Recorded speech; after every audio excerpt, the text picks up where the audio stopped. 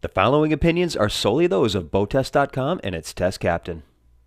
Hi, Captain Steve for BoatTest.com, and today we're on a new launch from Monte Carlo Yachts. It's the MCY70, and I'm going to put it on a full test and performance review. Let's start by taking a look at some of her operational features.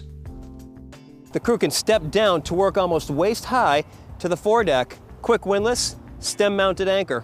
Deep storage compartments to either side, and look at this.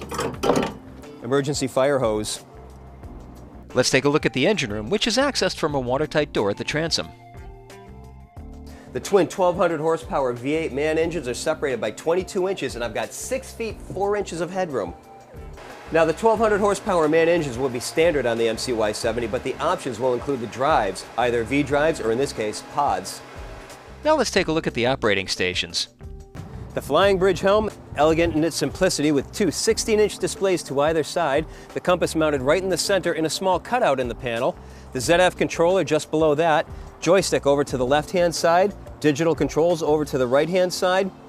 On either side of the panel, the MAN engine controls, autopilot, wind speed indicator, and I like the ergonomics. As I'm standing, the wheel goes right to my fingertips, which is exactly how I like operating this boat. As far as visibility is concerned, it's a home run, only interrupted by the supports for the hardtop and the stack to the rear. And the hardtop has plenty of room for any antennas or whatever optional electronic packages are chosen. The lower helm is over to the starboard side, soft touch panel, two touchscreen displays to either side, ZF controls to the right, joystick to the left, steering wheel vertically mounted. Visibility forward and to the sides, great. To the stern, not so much. And we've also got a footrest and flip-down bolster.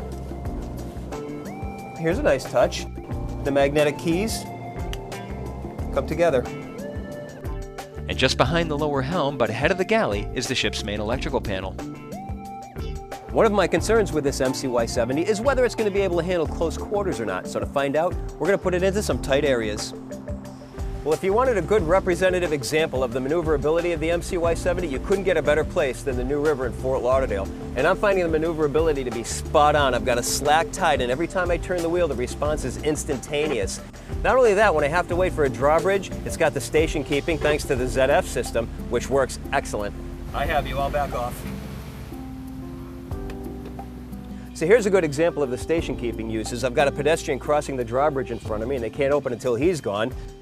Engage the joystick, one button for station keeping, and now we're holding position nicely. I even found her to respond nicely to the helm with the engines out of gear, for example as I'm coasting up to a bridge.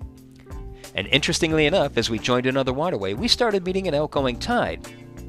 Now with a fair tide running behind me, it would be natural to expect that there'd be some lag time between my inputs at the helm and the responsiveness of the boat, but I'm not seeing that with this MCY70. That may have something to do with the ZF pods, it may have something to do with the hull design. Either way, it's a combination that works. Now let's get this MCY70 up to speed and see how she performs. Our test Monte Carlo Yachts MCY70 has a length overall of 69 feet 11 inches, a beam of 17 feet 9 inches, and a draft of 5 feet. With an empty weight of 92,594 pounds, 45% fuel, and 5 people on board, we had a test weight of 97,879 pounds. The 1200 horsepower MAN V8 engines reached top speed at 2340 RPM, which had us running at 32.9 knots. At that speed, fuel burn was 122 gallons per hour, giving us a range of 257 nautical miles. Best cruise is subjective as the performance curve is fairly linear as you move the throttles forward, but the MAN recommended cruise setting is 80% of full throttle, which works out to be 2000 RPM. At that speed, we were running at 26 knots, burning 86 gallons per hour, which the MCY70 can keep up for just over 11 hours, giving her a range of 288 miles. If the intention is to really put on some distance, go at idle speed of 7.6 knots, the same cruise as an average trawler yacht, and she'll burn a combined 4 gallons per hour and keep going for 237 hours and 48 minutes and 1,799 miles. If you ask me one word to describe the MCY70 underway, I would say solid. She handles like the heavy ocean-capable boat that she is.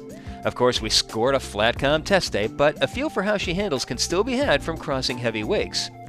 She's a stable platform, remaining at a fairly consistent trim and balance angles regardless of the direction we took waves from. Her wide flare bows gave us a dry ride, and aggressive turns were not enough to cause any discomfort whatsoever, and she only leans 10 degrees into the turn. She makes a full 360-degree turn in 70 seconds at speed, and at cruise she'll come around in just under 60 and take up roughly 4 boat lengths while she's at it. And of course, at the end of the day, thanks to her joystick functionality, precision docking can be achieved by a captain with practically any skill level. This, of course, makes the MCY70 very appealing to an owner-operator. This all-new MCY70 shares a lot of the same characteristics as her siblings, but she's certainly destined to follow in no one's wake.